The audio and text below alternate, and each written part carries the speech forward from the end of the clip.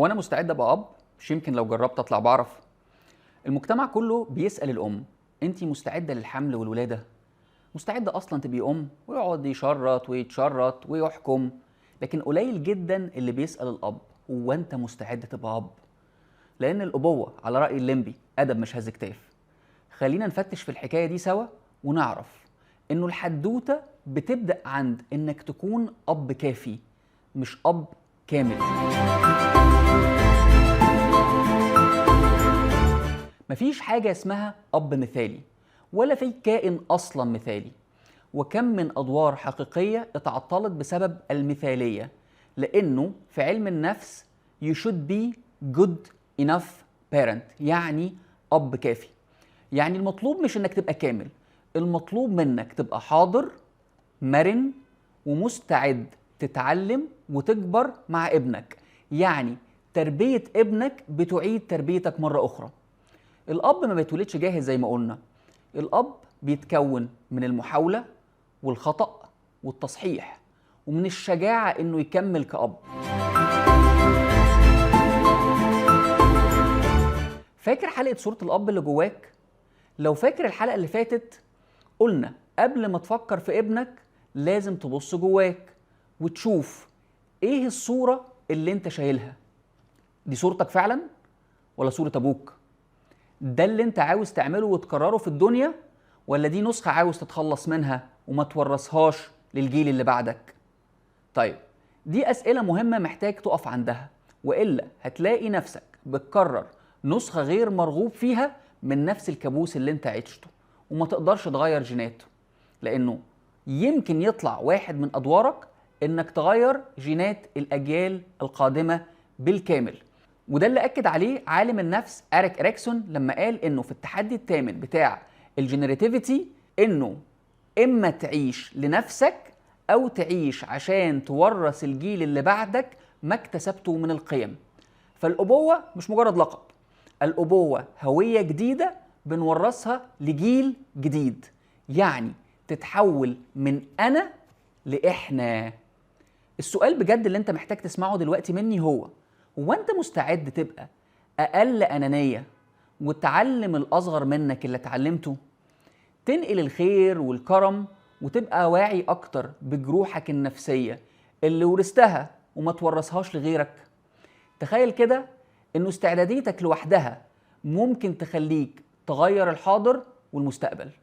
فمحتاج أطمنك إن التغيير بادئ من اللحظة اللي انت بتسمع فيها البودكاست ده، وعندك نية بإنك تكون نسخة أفضل من النسخة دي.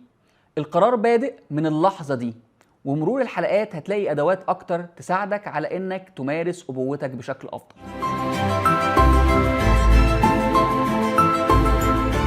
طيب، أول خطوة محتاج تعملها إنك تتعلم تدير مشاعرك قبل ما تبقى أب.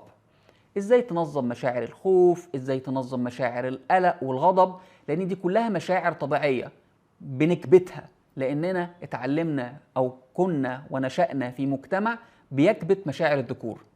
طيب، لو ما اتعلمتش تتعامل معاها هتطلع في تربيتك لابنك. مثال، لو انت أب ما بيعرفش غير انه يغضب، ابنك هيتعلم انه الغضب هو لغة الرجولة. كل ما عليت صوتك اكتر كل ما بقيت راجل اكتر.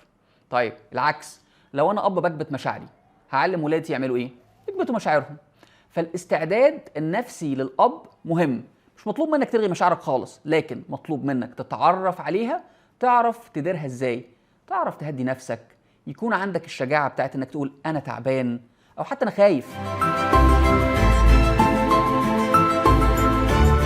تاني حاجة علاقتك بزوجتك، ده اول درس هتعلمه لابنك، يعني الاستعداد النفسي للشراكة.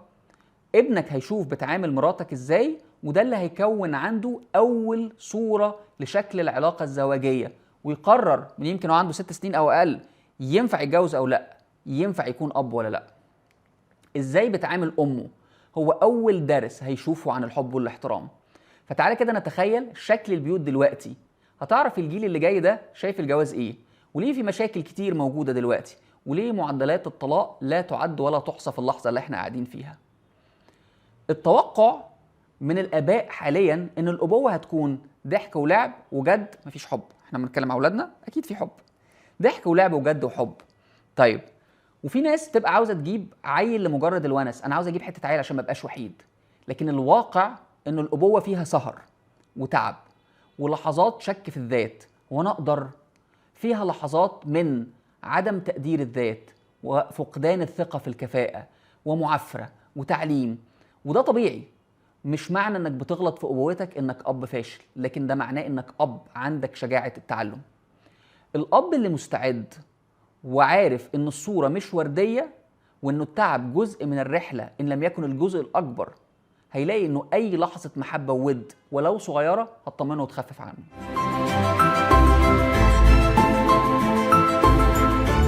محتاج كمان اكد انه ابنك مش مشروعك الشخصي، ابنك مش نسخه منك ولا وسيله تحقق احلامك اللي ما كملتش.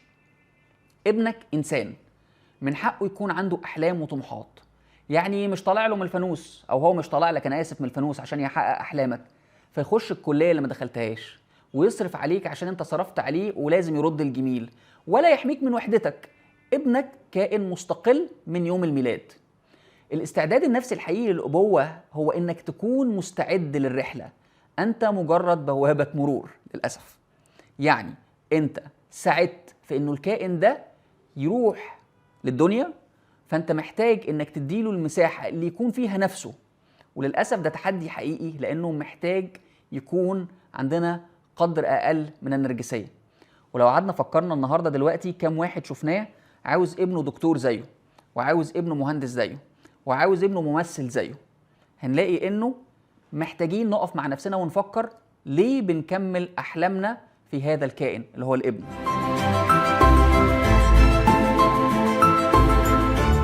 الاستعداد النفسي للأبوة مش لحظة.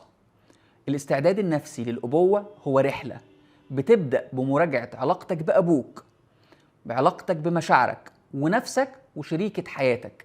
دي رحلة هتكمل معاك العمر كله.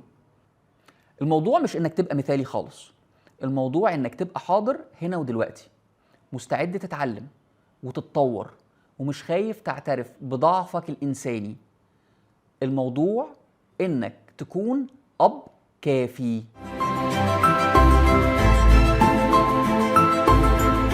وسؤال الحلقة النهاردة، انت شايف نفسك دلوقتي بجد مستعد تبقى أب؟ لو قول لنا ليه، ولو لا قول لي ايه الحاجة اللي محتاج تشتغل عليها من دلوقتي، وبعت لنا تعليقاتك او اعمل لنا فيديو صغير واحنا هننشره. لو حبيت الحلقة اعمل لايك، شير وسبسكرايب.